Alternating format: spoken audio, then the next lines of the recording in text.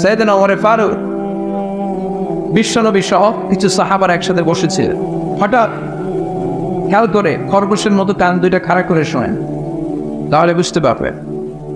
হঠাৎ সাইয়েদনা ওমর ফারুক দেখলেন মৌমাছির ভনভন ভনভন আওয়াজ দেখা যায়। হাদিসটা এসেছে সুনানে তিরমিজিতে, মুসনাদে আহমদ ইবনে হাম্বলে। বর্ণনাকারী সাইয়েদনা ওমর ফারুক তিনি বলছেন মৌমাছির ভনভন আওয়াজ দেখতে পেলাম, জানি ভাই সামনে পেছনে খুঁজে দেখি কোনো মৌমাছি নাই। ওমর ফারুক বললেন আমার আর বুঝতে বাকি রইল না, এটা আসলে মৌমাছি নয়, আকাশ থেকে কোরআনের আয়াত বিশ্বনবীর কলিজার মধ্যে নাযিল করছে কে? অনেকগুলো পদ্ধতিতে বিশ্বনবীর কাছে আল্লাহ ওহী পাঠাতেন। মিসলা সালসালাতিল জারাস, ঘন্টার ধ্বনির ন্যায় বুখারীর বর্ণনা। দপ্তরি যখন হাই স্কুলের ছুটির জন্য ঘন্টা বাজায় ধমধম আওয়াজ হয়, এই ধমধম বিকট আওয়াজের মতো বিশ্বনবীর কাছে কোরআন নাযিল করত কে? আবার ফিল মানাম, স্বপ্ন যোগে কোরআন দেওয়া হতো। মিন ওয়ারাইল হিজাব, পর্দার অন্তরাল থেকে কোরআন ঢেলে দেওয়া হতো। ইলকা ফি কুলুবি রাসূলিল্লাহ, বিশ্বনবীর অন্তরের ভিতরে কোরআন ঢুকিয়ে দেওয়া হতো। আবার সাইয়েদনা জিবরাইল ওনার নিজ সূরাতে নিজ আকৃতিতে বিশ্বনবীর কাছে এসে কোরআন নাযিল করে দিতেন। সুবহানাল্লাহ। দুইবার বিশ্বনবী ওনার পুরো লাইফে সাইয়েদনা জিবরাইলকে ওনার আসল সূরাতে দেখেছিলেন। এক হচ্ছে নেরাগো আর দুই হচ্ছে সিদরাতুল মুনতাহা। আবার সাইয়েদনা জিবরাইল মাঝে মাঝে মানুষের সূরাতে বিশ্বনবীর কাছে কোরআন নিয়ে আসতো। বিশ্বনবী বলতেন ঘন্টা ধ্বনির মতো যখন কোরআন আসতো, এই কোরআনটা রিসিভ করা আমার জন্য বড্ড কষ্ট হয়ে যেত। এভাবে কোরআন আসলে এটা রিসিভ করতে গেলে মা আয়েশা বলতেন বিশ্বনবী প্রচন্ড শীতের রাতে ঘেমে ঘেমে একাকার হয়ে যেতেন।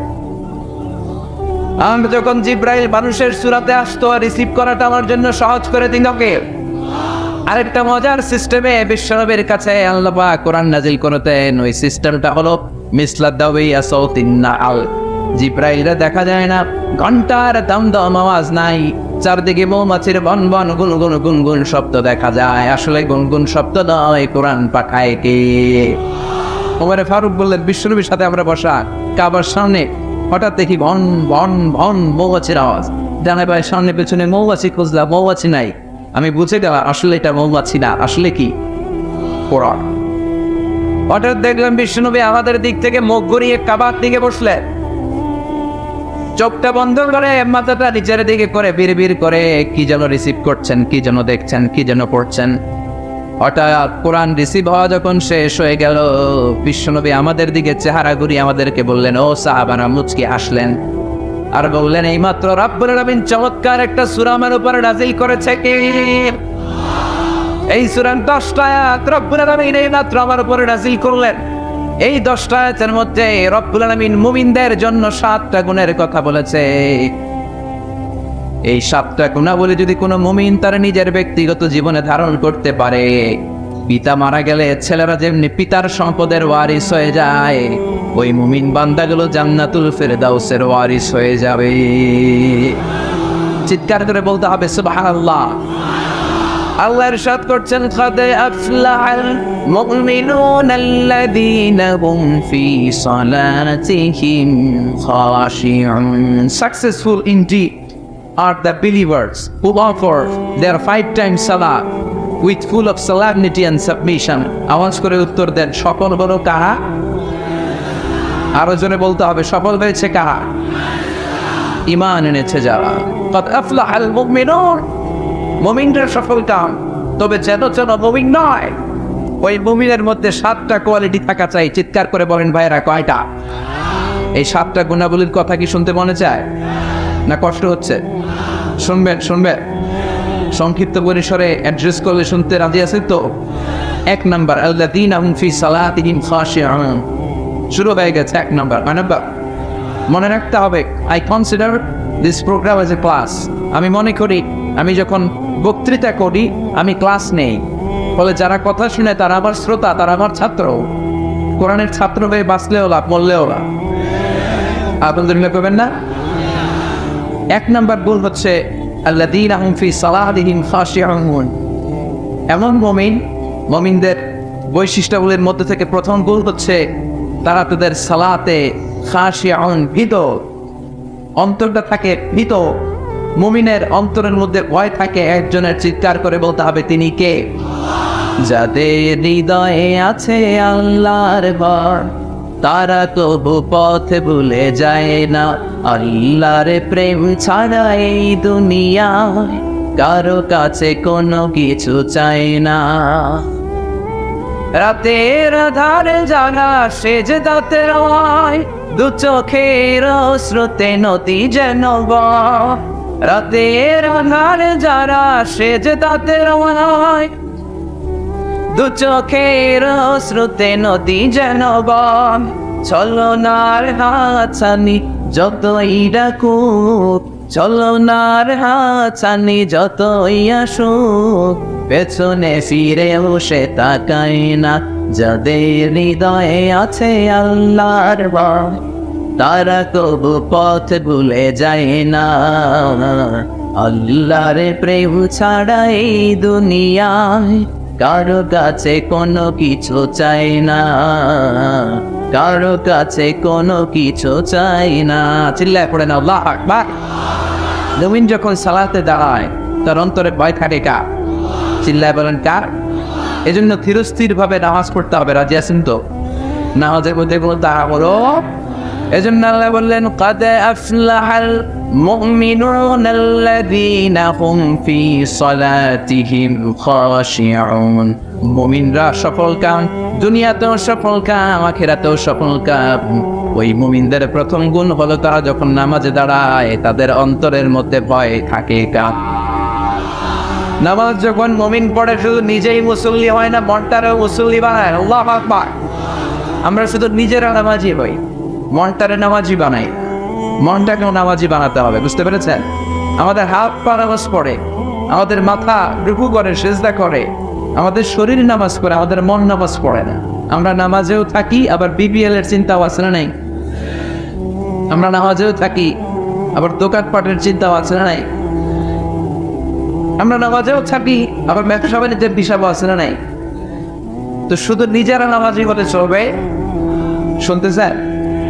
শুধু নিজেরা, শুধু দেহটা মুসল্লি বানালে চলবে? মনটারও মুসল্লি বানান। নামাজে যখন দাঁড়িয়েছেন মনটা নিয়ে দাঁড়ান। এই মনকে আরবিতে বলে কলব, মানে যেটা বেশি পরিবর্তন হয়, নাড়াচাড়া করে, পৃথিবীতে সবচাইতে বেশি মুভ করে যে জিনিসটা, এটা হচ্ছে কলব, মানে মন। ঠিক না? এটা এখন আছে এই জায়গায়, এরপরে চলে গিয়েছে ঢাকা, এরপরে সৌদি আরব, এরপরে আমেরিকা। পাসপোর্ট ভিসা কিছু লাগছে? কথা কন। এটা ছোটে পাগল মন। মন কেন এত কথা বলে আছে না নাই? পাগল মন, মন রে মনে কেন এত কথা বলে আছে না নাই? কত কথা একটু বলে, কত কিছু যেটার মধ্যে আসে, আর কোথায় কোথায় যে সে ছুটে বেড়ায় কেউ জানে না। এজন্য মনটাকে নামাজি বানাতে হবে। এটাই হচ্ছে আল্লাযীনা হুম ফি সালাতিহিম। সাহাবারা যখন নামাজ পড়তেন, সাহাবারা যখন সফরের মধ্যে মরুভূমির মাঝখানে দাঁড়িয়ে নামাজ পড়তেন, মরুভূমির আকাশের মধ্যে ভেসে বেড়ানো পাখিগুলো আকাশ ছেড়ে দিয়ে সাহাবাদের মাথায় এসে বসে যেত। কারণ পাখিগুলো মনে করতো এগুলো খেজুর গাছ। কি মনে করতো? নোয়াখালীর ভাইয়েরা, খেজুর গাছ আছে, খেজুরের রস পাওয়া যায়, পছন্দ করেন, খান তো আপনারা। খেজুর গাছ, খেজুর গাছ মনে করে সাহাবাদের মাথার মধ্যে বসে যেত। সাইয়েদনা আলী রাদিয়াল্লাহু তাআলা আনহুর পায়ের মধ্যে একবার যুদ্ধে তীর ঢুকেছে, জখম হয়েছে ব্যাপক, গোশত ভেদ করে, মাসল ভেদ করে হাড্ডি পর্যন্ত পৌঁছেছে। এই তীর তো আর ভেদ করা যায় না, মারলে চিৎকার দিও। বিশ্বনবী বললেন, বেলাল আকিমিস সালাহ, নামাজের একামত দাও। আরেক সাহাবীরে বললেন, আমি যখন নামাজের মধ্যে ঢুকে যাব, তুমি নামাজে দাঁড়াবা না, পরে নামাজে শরীক হবা। নামাজের মাঝখান দিয়ে আমার মেয়ের জামাই আলী যে এইখানে দাঁড়িয়েছে, ওই জায়গায় চলে যাবা। আলীর ডান পায়ের মধ্যে দেখবে একটা তীর ঢুকেছে। সে যখন নামাজের মধ্যে থাকে, আলীর পা থেকে টেনে টেনে তীরটা বের করে দিবা। বিশ্বনবী নামাজ শুরু করলেন, প্রথম রাকাত শেষ, দ্বিতীয় রাকাতে দাঁড়ালেন। ওই সাহাবে বিশ্বনবীর কথা মতো কাতারের মাঝখান দিয়ে ঢুকে সাইয়েদনা আলী রাদিয়াল্লাহু তাআলা আনহুর পায়ের কাছে চলে গেলেন। দেখলেন মারাত্মক জখম হয়েছে, তীরটা ধরলেন, গাও যত জোর ছিল জোরসে টান মেরে তীর বের করলেন। ফিনকি দিয়ে রক্ত বের করলো। সাইয়েদনা আলী টের পায় নাই। সুবহানাল্লাহ পড়ে। সালাম ফিরে বিশ্বনবী নামাজ শেষ করলেন। সাইয়েদনা আলী দেখে পায়ে তীর নাই, চারদিকে শুধু রক্ত আর রক্তের সয়দা। ডেকে বললেন, ও নবী, আমার পায়ের তীর কোথায়? বিশ্বনবী বললেন, আমার আদেশে আমার এক সাহাবা তোমার পা থেকে তীর বের করেছিল আলী। আমি জানি তুমি যখন নামাজের মুসল্লায় দাঁড়িয়ে যাও, তিন দুনিয়ার কোনো হুঁশ তোমার থাকে না রে আলী। তুমি যখন নামাজে দাঁড়াও, তোমার মনটারে নিয়ে তুমি দাঁড়াও। তোমার মনটারে ছোটে না, পায়ে ছোটে না, বাড়িতে যায় না, কোথাও যায় না। তোমার মনটা সরাসরি আল্লাহর আরশে উঠে যায়। আল্লাহর আরশে তোমার মন চলে যায়। আল্লাহর দিকে তুমি মনোনিবেশ এমন ভাবে করেছো রে আলী, টান মেরে তোমার পা থেকে যুদ্ধে বিঁধে যাওয়া তীরটা খুলেছে, তুমি টের পাও নেই রে আলী। আল্লাযীনা হুম ফি সালাতিহিম খাশিউন, নামাজের মধ্যে এমন আল্লাহরে ভয় পায়, দিন দুনিয়ার কোনো হুঁশ তাদের থাকে না। তারা শুধু দেহটা নিয়েই নামাজে দাঁড়ায় না, মনটা নিয়েও নামাজে দাঁড়ায়। চিল্লায় এখন ঠিক কিনা? কিন্তু আমাদের তো মন নামাজে থাকে না, মন ধরে রাখা যায় না। পাগল মন, মন কেন এত কথা বলে, মন কেন এত দিকে ছোটে, ঠিক কিনা? এই মনটারে নামাজে ধরে রাখার দরকার আছে না? নোয়াখালীর ভাইয়েরা, নামাজে মনোযোগ থাকে না, এই সমস্যা আমাদের আছে না? নাই আছে না? আছে না? এটা কমন সমস্যা, মন থাকে না। আমরা কি চাই না আমাদের সালাতটা আমাদের সাথে থাকুক, আমাদের মনটাকে নিয়ে আমরা নামাজ পড়ি? বিশ্বনবী কিছু টিপস শিখিয়েছেন, এই টিপসগুলো শুনতে চান? কিভাবে সালাতের ভিতরে মনোযোগ আয়ন আপনি করবেন, বৃদ্ধি করবেন কিভাবে? 5টা টিপস আপনাদেরকে শোনাবো। কয়টা মনে থাকবে? না খেয়ে ফেলবে খেজুরের রসের সাথে? মনে থাকবে তো? টিপস নাম্বার 1, বিশ্বনবী বললেন, সল্লু সালাতান মুআত্তিয়া, বিদায়ী নামাজ পড়, আখিরি নামাজ পড়ো। প্রতিটা নামাজের ওয়াক্তের সময় মনে করো, হতে পারে এই নামাজটাই আমার জীবনের শেষ নামাজ। হতে পারে না? কথা কও। আমার ঘড়িতে এখন বাজছে একেবারে বরাবর রাত 11টা। আপনাকে বলা হলো রাত 12টায় আপনাকে পৃথিবী ছেড়ে চলে যেতে হবে। শুনতেছেন? মনোযোগ নাই মনে হয়। স্লোগান দেন, রাত 12টায় আপনাকে চলে যেতে হবে আল্লাহর দরবারে। মালাকুল মাউত এসে আপনার রূহ কবজ করে নিয়ে যাবে। এখন বাজে 11টা, উনি আসবেন 12টায়। তো আমার আছে কয় রুম? জোরে বলেন। বলা হলো এই 1 ঘন্টায় আপনার জীবনের শেষ সময়, আখেরি সুযোগ। যান 2 রাকাত নামাজ পড়েন। ওই দিনের 2 রাকাত নামাজের মতো কি আমার সারা জীবনের কোনো নামাজ পাবে? কারণ আমি জানি 1 ঘন্টা পরে এই ক্ষণিকের দুনিয়া ছেড়ে আমাকে চলে যেতে হবে। ওই দিন আপনি এত সুন্দর করে অজু করবেন, জীবনে এত চমৎকার অজু করেন নাই, জোরে করেন ঠিক কিনা? ওই দিন আপনি এত চমৎকার করে জামা পড়বেন, হাতে পায়ের মধ্যে আতর লাগাবেন, যায় নামাজে দাঁড়িয়ে আল্লাহু আকবার বলে নামাজ শুরু করবেন। কাঁদতে কাঁদতে আপনি জ্ঞান করবেন, রুকু করবেন, সিজদায় যখন যাবেন, সিজদায় যে কাঁদতে কাঁদতে কাঁদতে কাঁদতে ওই দিন আপনি যায় নামাজটারে চোখের পানি দিয়ে ভিজিয়ে দিবেন, ঠিক কিনা? কারণ আপনি সুনিশ্চিত 1 ঘন্টা পরে আপনাকে চলে যেতে হচ্ছে। 1 ঘন্টা পরে আপনাকে চলে যেতে হবে। ওই দিনের সেজদাটা আপনার জীবনের সবচাইতে শ্রেষ্ঠতম সেজদা হবে, ঠিক কিনা? কারণ আপনি জানেন আপনি চলে যাবেন, এটাই আপনার জীবনের শেষ নামাজ। তো প্রতিটা নামাজ যখন আমরা পড়ি, এর পরের নামাজ আমাদের জীবনে আছে কিনা কোনো গ্যারান্টি আছে নাকি? তাহলে প্রতিটা নামাজের সময় হতে পারে এটা আমাদের জীবনের শেষ নামাজ। এই চিন্তাটা করার দরকার আছে না? নাই। আরো আধা ঘন্টা যে আমরা বেঁচে থাকবো, কেউ গ্যারান্টি দিয়ে হাত তুলতে পারবেন? 10 মিনিট বাঁচবো, গ্যারান্টি আছে? শ্বাস যেটা ঢুকাইছি এই শ্বাসটা বের করতে পারবো, গ্যারান্টি আছে? তাহলে প্রতিটা পড়তে নামাজে আল্লাহু আকবার বলে দাঁড়ালে এটা মনে করতে আমাদের সমস্যা কোথায়? যে হতে পারে এটা আমার শেষ নামাজ, হতে পারে এটা আমার জীবনের শেষ চান্স, শেষ সেজদা। এজন্য বিষ্ণু বলেছেন, সাল্লু সালাতান মুআত্তিয়া, perform the Salah as if this is your last and final prayer। এমন ভাবে নামাজ পড়ো মনে করো এটা হতে পারে তোমার জীবনের শেষ নামাজ। এই চিন্তাটা নিয়ে যদি কেউ নামাজ পড়তে দাঁড়ায়, তার নামাজের মধ্যে আল্লাহর ভয় আসবে না, নামাজে তার শরীরের সাথে মন থাকবে না। Tips number 1। টিপস নাম্বার 2, তাআতিনুল আরকান, নামাজের যে ফরজগুলো আছে এগুলো ধীরস্থির ভাবে আদায় করতে হবে, তাড়াহুড়ো করা যাবে না। অনেকে রুকু থেকে সোজা হয়ে দাঁড়ানো হানাফি মাযহাবে, হানাফি স্কুল অফ থটে ওয়াজিব। সোজা হয় না দাঁড়ালে আপনারা সবুজ সেজদা দিতে হবে। অনেকে রুকু থেকে কোন রকম মাথা তুইলাই সেজদায় দেওয়ার মারে আছেন নাই, 2 সেজদা মাঝখানে ধীরস্থির ভাবে কয়েক সেকেন্ড বসতে হবে। অনেকে প্রথম সেজদা থেকে মাথা উঠিয়ে মুরগির মতো আবার ঠোকর মারে, দ্বিতীয় সেজদা আছে না নেই? কথা বলে না, আপনাকে ধীরে স্থির ভাবে সালাত আদায় করতে হবে।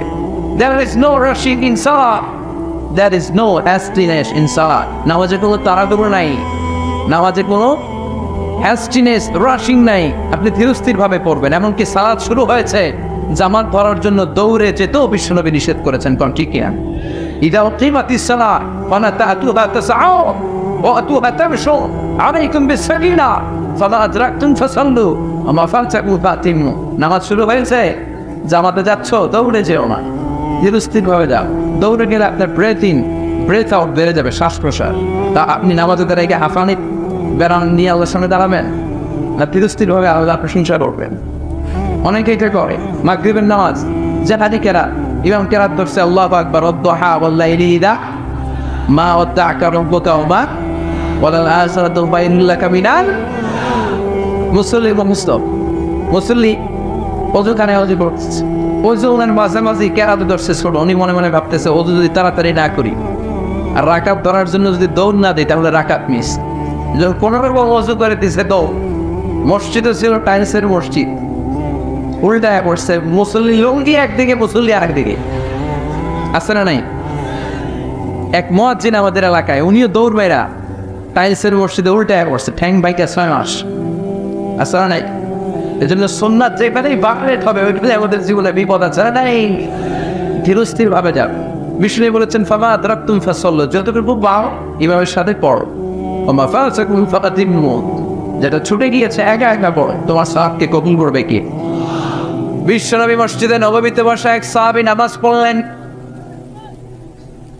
নামাজ পড়ে বিশ্বনবীর কাছে আসার পরে বিশ্বনবী বললেন সাল্লি ফাইন্নাকা লাম তুসাল্লি, নামাজ পড়ো, তোমার নামাজটা হয় নাই। সাহাবী আবার যে নামাজ পড়লেন, আবার আসলেন, বিশ্বনবী বললেন সাল্লি ফাইন্নাকা লাম তুসাল্লি, নামাজ পড়ো, নামাজ হয় নাই।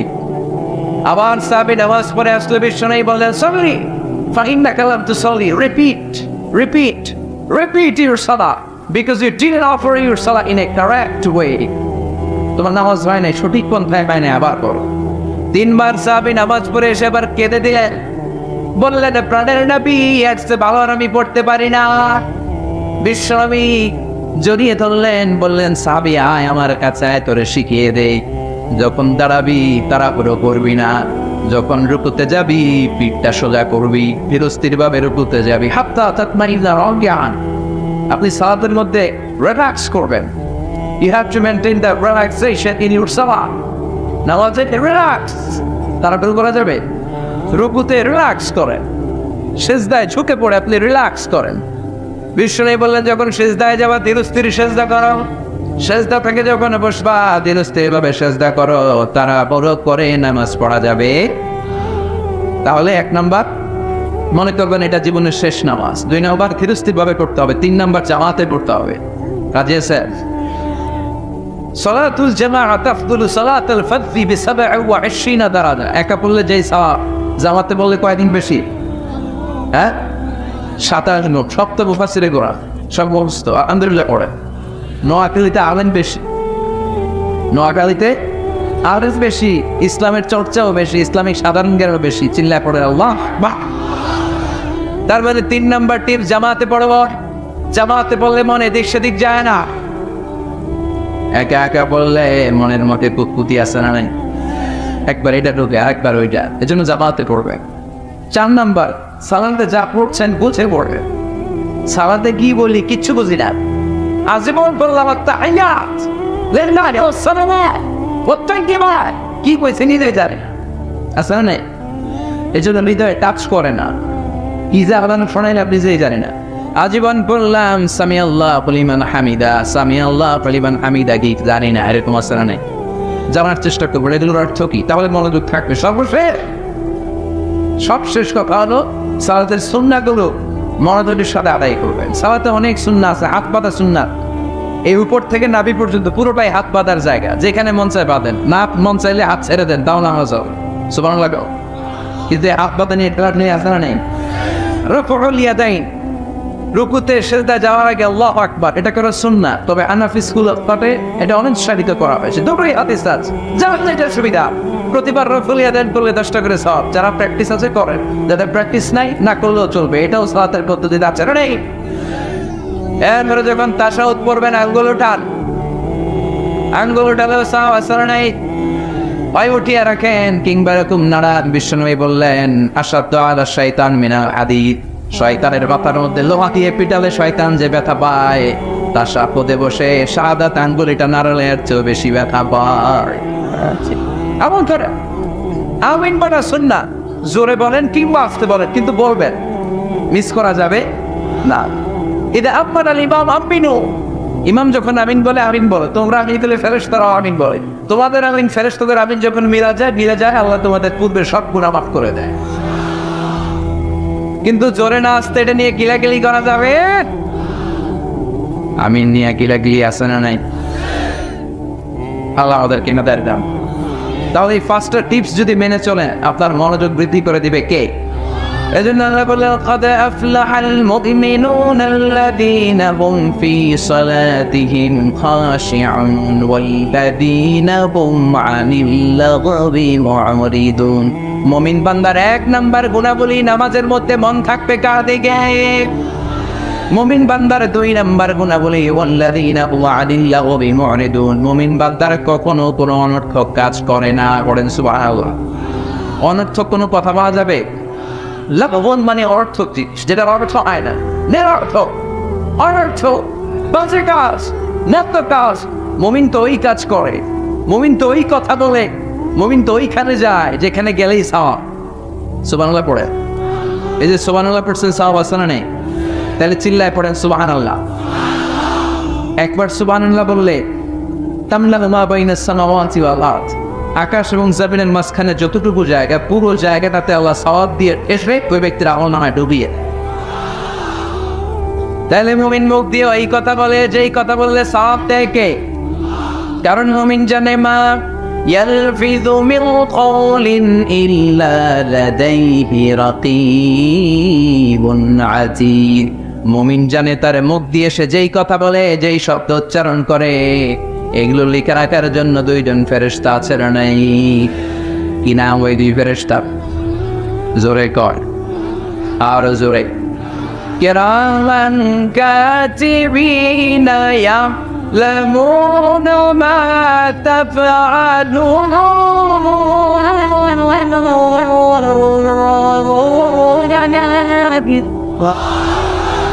যা করি যা বলি, দুই ঠোঁট দিয়ে যেই শব্দগুলো বের হয় সব শব্দ লিখে রাখে কে?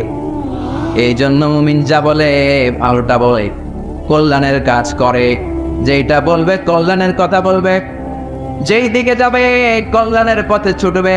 মুমিন কখনো কোনো অনর্থক কাজ করে নাকি? মুমিন কান দিয়ে যা শোনে, এই শোনাটাতে সওয়াব আছে না নাই? আপনি যদি হিন্দি গান শোনেন সওয়াব আছে। দুমা চলে দুম, তুঝে দেখা তুবে জানা সানান, সওয়াব আছে। কথা বলেন। যেন কানে শুনি সদা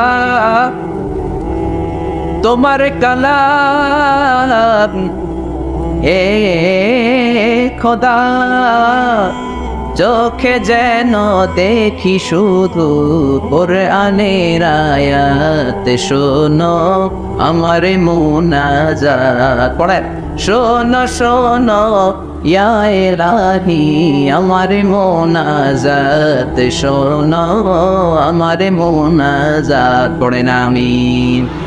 এজন্য কখনো মুমিন ঝগড়ায় যায় না, মারামারিতে যায় না, কিলাকিলিতে যায় না। মুমিন মুখ দিয়ে যেইটা বলে ভালোটা বলে, মুমিন কান দিয়ে যেটা শোনে ভালোটা শোনে। কেউ যদি পায়ে পাড়া দিয়ে ঝগড়া লাগতে চায়, মুমিন তাদেরকে সালাম দেয়। কি দেয়? কথা বলে। আপনি কোরআনের পক্ষে থাকতে চান, আপনি পাঞ্জাবি পড়ছেন, সাদা পাঞ্জাবি সাদা রাখতে পারবেন না, লোকজন এটাতে কালি বাড়ায় দিতে চাবে, আপনার পায়ে পাড়া দিয়ে ঝগড়া করতে যাবে, এরকম আছে না নাই? আপনাকে ঝুঁকি নিয়ে ইসলামের পক্ষে কথা বলতে হবে। চিল্লা এখন ঠিক। ওরা আপনার পায়ে পাড়া দিয়ে বলবে তুই মৌলবাদী, তুই রাজাকার, তুই জঙ্গি, তুই যোদ্ধা। একটার পর একটা ট্যাগ আছে না নাই? লাগাই দিবে। কিন্তু এগুলো শোনার সময় আমার বিশ্বনবী বলেছেন তা শায়ের, তুমি কবি, বলেছেন তা কাহেন, তুমি গণ, বলেছেন তা মজনুন, তুই তো পাগল। বিশ্বনবী বলে তোদের এই কথাগুলো শোনার সময়টাও আমার নাই। চিল্লাবে না ঠিক? এজন্য কে আমারে মৌলবাদী ডাকে, কে আমারে জঙ্গি ট্যাগ লাগায়? ওগুলো শোনার সময় আমার নাই। আমার ভালো করে জানা আছে আমি জঙ্গি না, আমি মুজাহিদ। আমরা কি? যারা ইসলামের পক্ষে তারা মুজাহিদ, যারা বিপক্ষে ওরা জঙ্গি, চিল্লা করেন ঠিক কিনা? সাইয়েদনা মূসা আলাইহিস সালাম ছিলেন মুজাহিদ, তাহলে বড় জঙ্গিটার নাম কি? ফেরাউন। সাইয়েদনা ইব্রাহিম ছিলেন মুজাহিদ, তাহলে জঙ্গিটার নাম কি? বিশ্বনবী ছিলেন মুজাহিদ, তাহলে জঙ্গিটার নাম কি? যারা হকের কথা এই বাংলার জমিনে বলে তারা মুজাহিদ, আর ইসলামের বিপক্ষে যারা শাহবাগে আন্দোলন করে এক একটা জঙ্গি চিল্লায় বলে ঠিক কিনা?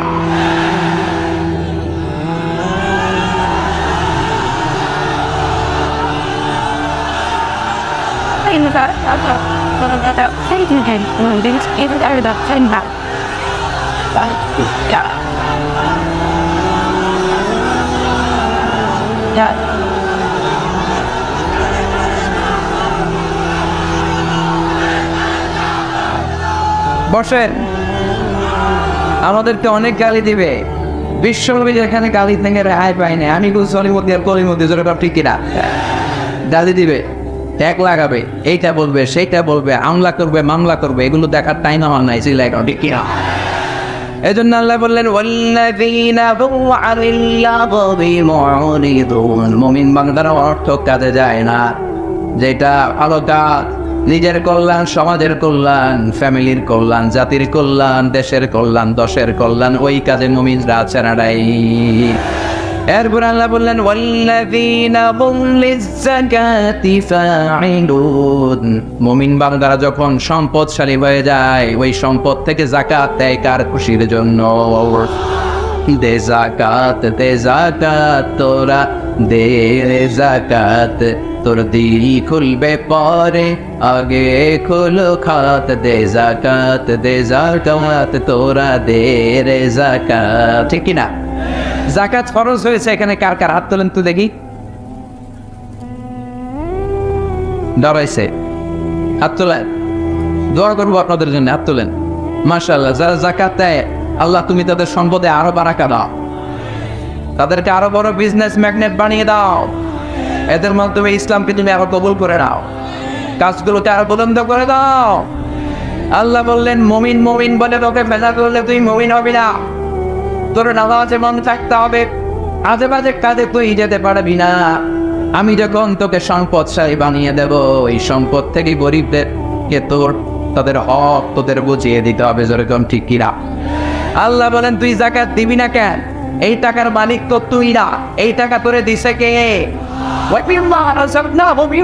তুই তো তুমি না, আমি দিছে এই টাকা, আমি তোর রিজিক হিসেবে যা দিয়েছি। অর্থটা দেখেন, ওয়ামিম্মা রাযাকনাহুম ইউনফিকুন, আমি তোমাদেরকে রিজিক থেকে যা দিয়েছি ওইখান থেকে দাও। যাকাত দিলে তোমার সম্পদে বরকত দিবে কে? ইসলাম চায় রাস্তার একদিকে গাছতলা আরেক দিকে পাঁচতলা, এই সিস্টেম পৃথিবীর জমিনে থাকতে পারবে না, চিল্লা এখন ঠিক কিনা? ওয়া ফি আমওয়ালিহিম হাক্কুন লিস-সাইলি ওয়াল মাহরুম, তোমার সম্পদে গরিব, দুস্থ, নিগৃহীত মানুষের অধিকার আছে না নাই? আমি যদি ধনী হই, যাকাত দেয় আমার জন্য কি? কথা কয় না? আর যারা আমার এলাকায় গরিব আছে ওর জন্য কি যাকাতের টাকা নেওয়া ফরজ? ও যদি আমি যাকাতের টাকা নিব না, না খাইয়ে ফেলতাম, রোজা রাখ, হইতে পারে না? ওর জন্য কিন্তু যাকাতের টাকা নেওয়া ফরজ না, আমার পৌঁছে দেওয়া ফরজ। তার মানে আমি যাকাতের টাকা দিয়ে ওর প্রতি কোনো করুণা করি নাই, কোনো দয়া দেখাই নাই, বরং ও আমার থেকে যাকাত নিয়ে আমার ফরজ কাজটা আমাদের সুযোগ আমারে করে দিয়ে আমারে দয়া করছে। কথা বলেন? এজন্য ফরজ হওয়ার সাথে সাথে যাকাত আদায়ের দরকার আছে না নেই? ওয়াল্লাযীনা ইয়াকনিজুনা আয-যাহাবা ওয়াল ফিদ্দা ওয়া লা ইউনফিকুনাহা ফী সাবিলিল্লাহ ফাবাশশিরহুম বিআযাবিন আলীম। সম্পদ হয়েছে, ব্যাংক ব্যালেন্স আছে, এফডিএম আছে, সঞ্চয়পত্র আছে, প্রাইস বন্ড আছে, ফ্ল্যাট আছে, গাড়ি আছে, বাড়ি আছে, মাল্টিন্যাশনাল কোম্পানি আছে, এরপর যাকাত দেয় না, এগুলো জমিয়ে রাখে। বিশ্বনবীকে আল্লাহ বললেন ওদেরকে, ওই টাকাদেরকে তুমি কঠিন আযাবের সুসংবাদ দাও। বলেন তো আযাবের কি সুসংবাদ হয় না দুঃসংবাদ? এখানে আল্লাহ সুসংবাদ বললেন কেন? আল্লাহ বললেন এই জন্য শাস্তিটা সাধারণ শাস্তি না, এটা ভয়ানক শাস্তি, এটা ডেঞ্জারাস শাস্তি। পরীক্ষায় ছেলে একটা সাবজেক্টে ফেল করেছে, মা বলে বাবা ইংরেজি পরীক্ষায় ফেল করছস, তোর বাপে আসলে এমন মাইট দিব, মাইট দিলে মজাটা পাবে। আমি মাইট দিলে কি মজা লাগে না ব্যথা লাগে? তো মার তো বলা দরকার ছিল ব্যথাটা পাবে, কিন্তু কইছি কি মজাটার পাবে। তার মানে মাইটটা যে করা হবে, মাইটটা বড় ডেঞ্জারাস হবে, ডেঞ্জারাস। লোহার খুন্তি হাজার বছর জাহান্নামের আগুনে জ্বালিয়ে 3 জায়গায় ছেঁকা দেওয়া হবে, একটা কপালে, একটা 2 পাঁজরে, আর একটা পিঠের মধ্যে। আল্লাহ আযাব থেকে তুমি আমাদের বাঁচাও। আবার বিশ্বনবী বললেন সুজা সাপ, একটা পাইথনের মতো ভয়ঙ্কর সাপ, যেই সাপের মাথায় কোনো চুল নেই, পৃথিবীর সাপের মতো নয়, এর চাইতো অনেক অনেক বেশি ভয়ঙ্কর হবে সে সাপ। পা থেকে পেঁচিয়ে কোমর, কোমর থেকে পেঁচিয়ে গলা, গলা থেকে পেঁচিয়ে চোখের সামনে এসে বলবে আনা পাওলো, আনা কামজুল, আমি তোর ব্যাংক ব্যালেন্স, আমি তোর টাকা, আমি তোর এফডিআর, আমি তোর সঞ্চয়পত্র, আজকে আমারে খা। আজকে কি সাপ মরে খাবে না ও সাপেরে খাবে? সাপের এক একটা ছোবলে তার পুরো দেহটা পয়জনাস হয়ে, ভেনাস হয়ে, বিষাক্ত হয়ে জামিনের ভেতরে 70 হাত কেটে যাবে। এজন্য আল্লাহ বললেন গোলাম ওয়াল্লাযীনা হুম লিযাকাতি ফাঈলুন, মুমিন বলে যদি নিজেদেরকে দাবি করতে চাও 3 নাম্বার গুণাবলী যাকাত দিয়ে দাও। যাকাত আল্লাহ ফরজ করেছেন সমাজ থেকে দারিদ্রতা বিমোচনের জন্য। 10 টাকার নোট 500 জনের লাইন ধরে 10 টাকা দিয়ে দেয়, এটা কি যাকাত দেওয়া হলো না ডাকাতি হলো? এটা যাকাত দেওয়ার সিস্টেম নয়। আপনি 10,000 লোককে দিতে হবে না, আপনি 10টা লোককে দেন, 5টা দেন বা 3 জনকে দেন, কিন্তু কর্মসংস্থানের ব্যবস্থা করে দেন। এমন কিছু করে দেন যেটা দিয়ে কিছু করে টোরে সে খেতে পারে, ফ্যামিলিটারে চালাতে পারে, আর কোথাও যেন যাকাতের জন্য হাত পাতা না হয়। চিল্লা একদম ঠিকই। হ্যাঁ, আপনি যদি দেখেন লোকটা গায়ে দতরে অনেক শক্তিশালী, একটা সিএনজি কিনে দেন না, ও সিএনজি চালায়া, অটো রিক্সা চালায়া ফ্যামিলিটারে চালাইতে পারবে না। একটা গাভি কিনে দেন না, গাভীর দুধ বিক্রি করে ফ্যামিলিটা চালাইতে পারবে না। একটা টঙের চায়ের দোকান করে দেয়, চা দোকান আছে দিকে, বেশি পয়সা লাগে চায়ের দোকান বানায় দিতে, অল্প কিছু পয়সা লাগে, একটা ফ্লেক্সিলোডের দোকান দিয়ে বসায় দেন, ও আর কারো কাছে টাকা চাইবেন। এটা হচ্ছে যাকাত দেওয়ার সিস্টেম। এই সব পদ্ধতি ভুলে গিয়ে পত্রিকা অ্যানাউন্সমেন্ট দিয়ে দেয়, অমুক এলাকার শিল্পপতি অমুক দিন অমুক জায়গায় যাকাতের শাড়ি দিবে। তোর বউরে দে ওই শাড়ি, তোর শাশুড়িরে দে ওই শাড়ি, তোর মেয়েকে ওই শাড়ি পরিয়ে রাস্তায় বের কর। একবার মন পরে ওই শাড়ির মধ্যে আর কোনো রং থাকে না, পাতলা একটা শাড়ি। একবার পরে দ্বিতীয়বার ওটার মধ্যে পানি লাগাইলে শাড়ি আপনার দিকে চাই বেসকি দিয়ে থাকে, আছে না নাই? এটা শাড়ি না মশারির কাপড় কেউ জানে না, আছে না নাই? যাকাতের শাড়ি, যাকাতের লুঙ্গি বলতে ইসলামে কোনো সিস্টেম নাই। ওমরে ফারুক বলতেন এমন ভাবে যাকাত দাও যাতে কখনো ওই লোকটার অন্য জায়গায় যাকাতের লাইনে দাঁড়ানো না হয়। আবার এই যাকাতের শাড়ি আনতে যে, যাকাতের লুঙ্গি আনতে যে ধাক্কা ধাক্কি আর মারামারিতে অনেক লোক পদপৃষ্ট হয়ে দুনিয়া থেকে বিদায় হয়েছে, কারণ ঠিক কিনা? শিল্পপতি তো ঠ্যাং ভেঙে আল্লাহ ধরে সাহায্য করবে, চিল্লায় বলে ঠিক কিনা? এই যতগুলো লোক মারা গিয়েছে, তোমার মেহমান ভাই এসেছিল তারা যাকাত নিতে, 9 জন বা 11 জন, একবার এট এ টাইমে 9 জন মহিলা মারা গিয়েছে শাড়ি আনতে গিয়ে। কিয়ামতের দিন ওই ডাকাতের হিসাব আছে না নাই? এই জন্য বিজনেস ম্যাগনেট যারা, তারা যাকাত এইভাবে দেয় না, তারা খুঁজে খুঁজে নিজে ফরজ আদায়ের জন্য দারিদ্রতা বিমোচন করতে যে যাকাত আদায় করে, চিল্লায় বলেন ঠিক কিনা? এরপরে বললেন ওয়াল্লাযীনা হুম লিফুরুজিহিম হাফিযুন। 4 নাম্বার গোল শেষ হয়ে আসতেছে, মনোযোগ আছে তো? আর কয়েক মিনিট লাগবে, থাকবেন তো? ওটা বসা করবেন না তো? আল্লাহ বললেন 4 নাম্বার ওয়াল্লাযীনা হুম লিফুরুজিহিম হাফিযুন, মুমিন বান্দারা তাদের প্রাইভেটসকে হেফাজত করে, লজ্জাস্থানের হেফাজত করে। স্ত্রী ছাড়া বিবাহ বহির্ভূত কোনো সম্পর্কে, পরকীয়ার মতো জঘন্য কোনো সম্পর্কে মুমিন জড়াতে পারে না। মুমিন তাদের লজ্জাস্থানকে হেফাজত করে কার ভয়ে? লজ্জাস্থান হেফাজত করার প্রথম স্টেপ হচ্ছে নজরের হেফাজত, ঠিক কিনা? আমরা কি নজরের হেফাজত করতে পারি? কথা বলেন। আমাদের কি বলা হয় ধর্ষণ করো না, রাষ্ট্রীয় স্লোগান ধর্ষণ করো না, কিন্তু ধর্ষণের যত উপাদান পুরো সমাজের মধ্যে আছে না নাই?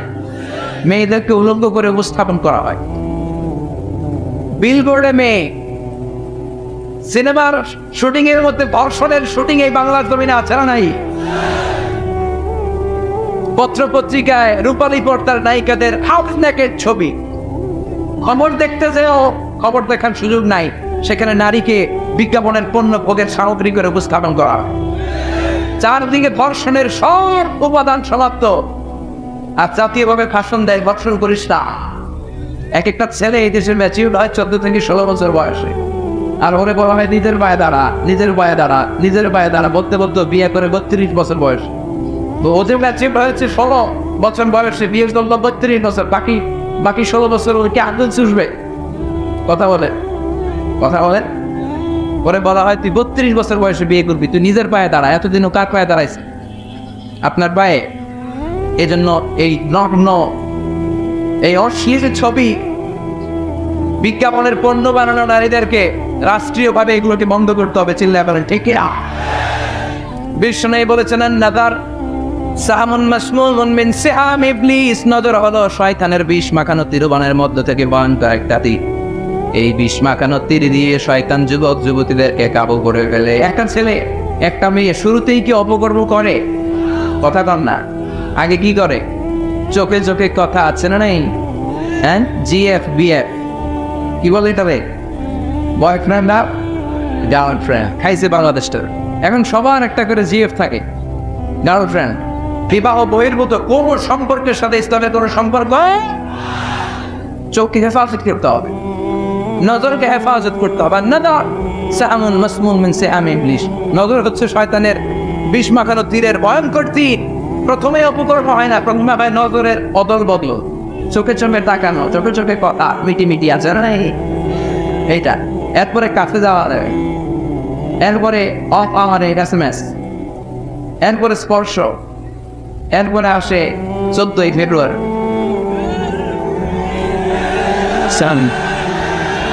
বিশ্ব ভালোবাসা, বিশ্ব বেহায়াপনার একটা দিন, বিশ্ব গজবের একটা দিন, কুলাঙ্গারদের কর্মকাণ্ডের একটা দিন। চিল্লায় বলো ঠিক কিনা?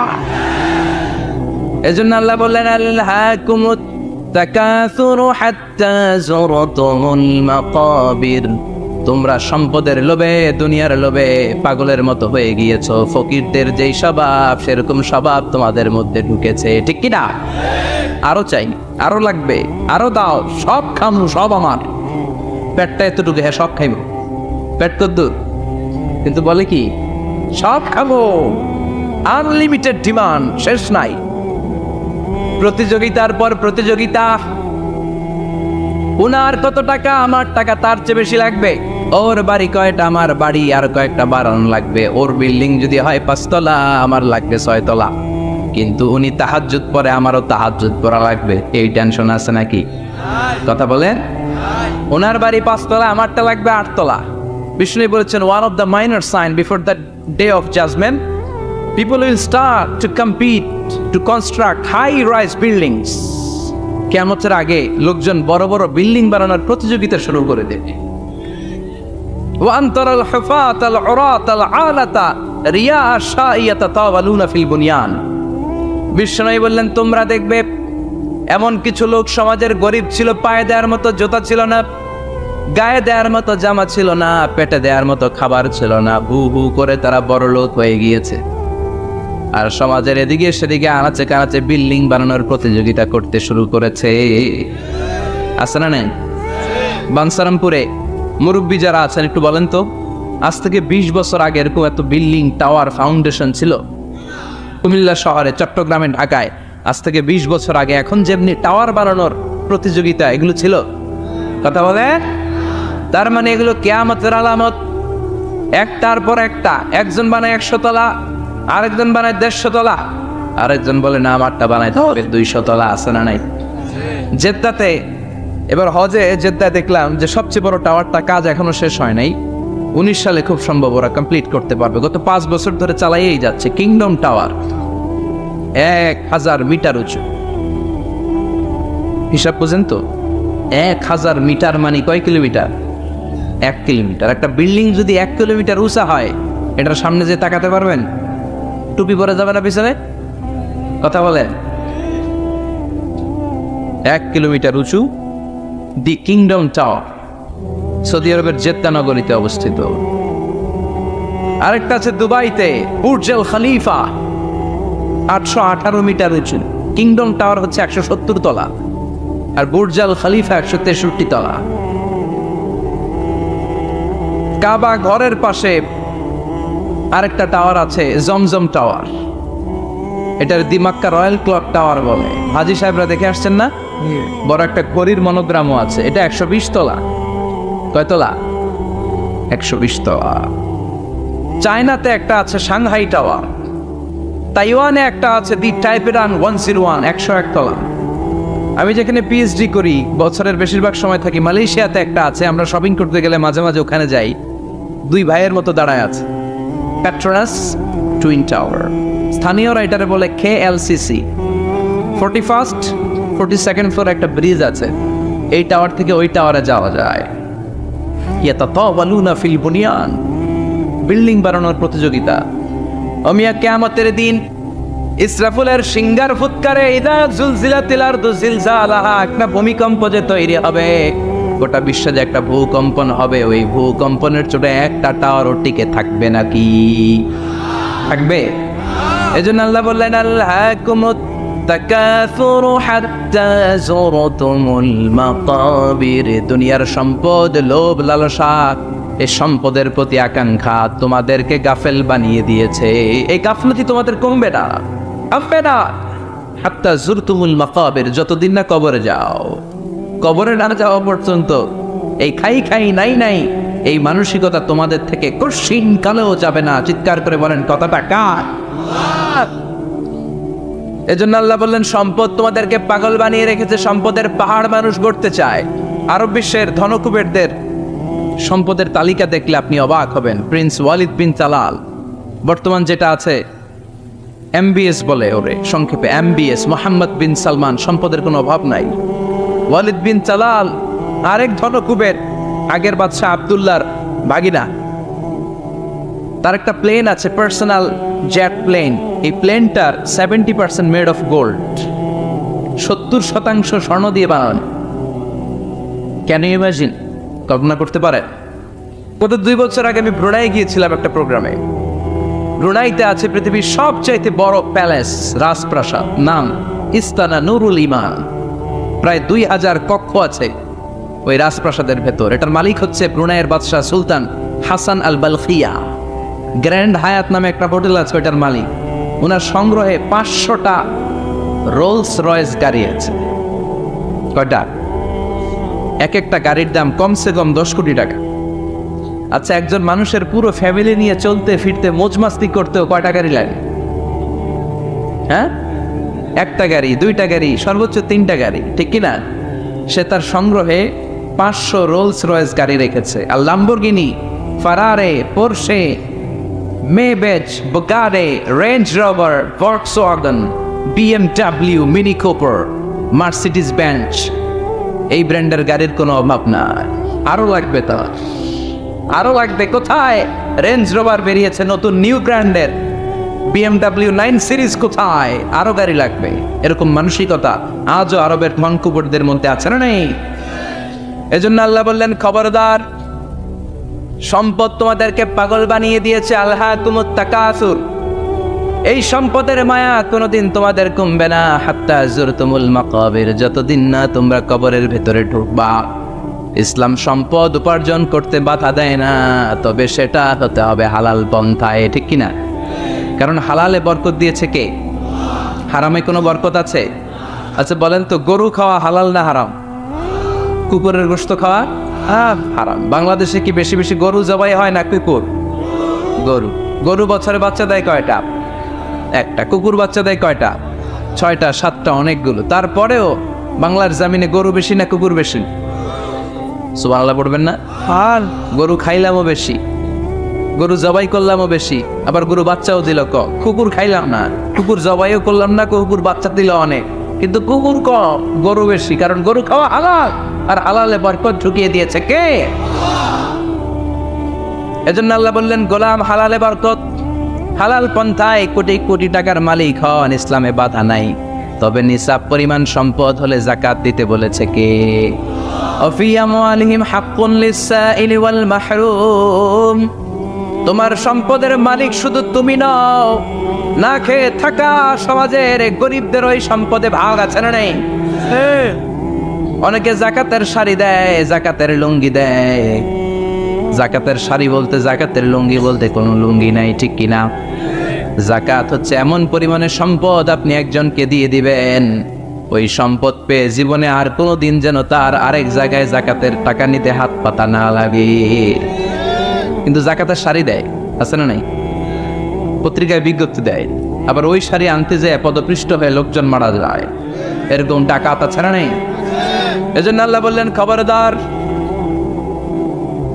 সম্পদ উপার্জন করো, কিন্তু নিসাব পরিমাণ সম্পদের মালিক হলে জাকাত দিবা।